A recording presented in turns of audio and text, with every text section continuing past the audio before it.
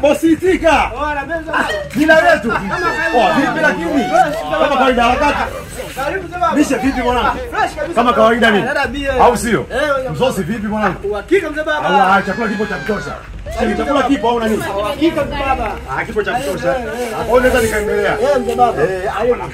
Kama nimenawa, yani kama nimeotea vile. Muda wenyewe mzee baba. Mwanangu.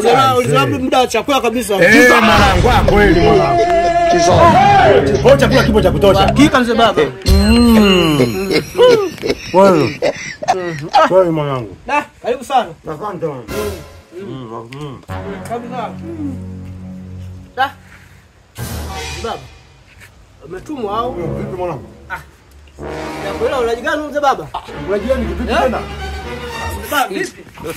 Kwani kuna nini tena mwanangu? Umetumwa mzee baba?